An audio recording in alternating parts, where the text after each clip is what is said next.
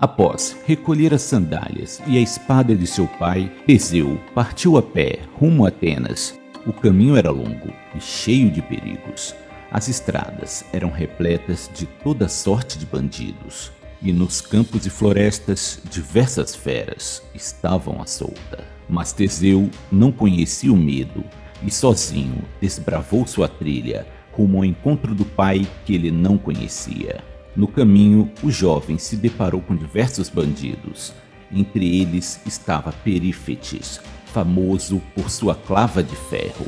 Teseu o desarmou e o matou com sua própria clava. Mais à frente se encontrou com Cércio, que era um forte lutador, que desafiava a todos que passavam para uma luta corpo a corpo, sem o uso de armas. Cércio estava invicto nos combates e matava a todos os que derrotava. O jovem herói não se intimidou e, usando técnicas nunca antes vistas, Teseu venceu Cércio e até hoje é considerado o inventor da luta greco-romana. Após derrotar outro bandido, Teseu foi atacado por um grande javali, mas nem mesmo criaturas da mãe natureza pareciam capazes de deter o obstinado rapaz. Após exterminar o animal, o herói se deparou com Proctus, a figura mais temida de toda a região. Ele possuía duas camas, uma grande e outra pequena. Após agarrar sua vítima, Proctus a amarrava em uma de suas camas.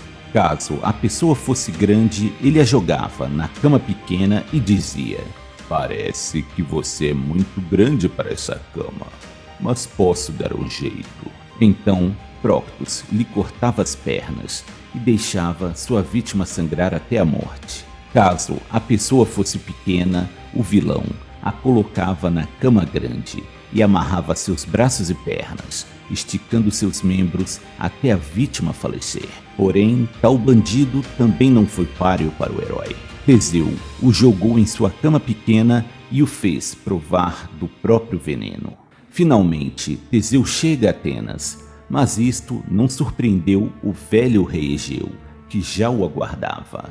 Ele havia sido avisado pela feiticeira Medeia que havia previsto a chegada do herdeiro do rei. Mas a Egeu não foi dito toda a verdade. A feiticeira havia ganhado muito espaço na corte do rei e sabia que sua influência seria esvaziada com a chegada de Teseu. Assim, ela adverte Egeu sobre a chegada do homem que seria responsável pela destruição de seu reino. Receba-o demonstrando toda hospitalidade e lhe ofereça esta taça de vinho, e assim todos os nossos problemas estarão resolvidos. O rei oferece a taça de vinho envenenada ao seu hóspede. Teseu ergue a taça e oferece um brinde à saúde do rei. Ao levantar o braço, a espada que pertencia ao rei fica exposta e Egeu a reconhece imediatamente. Teseu estava prestes a beber o vinho quando o rei derruba a taça de sua mão e abraça seu filho, que finalmente havia chegado.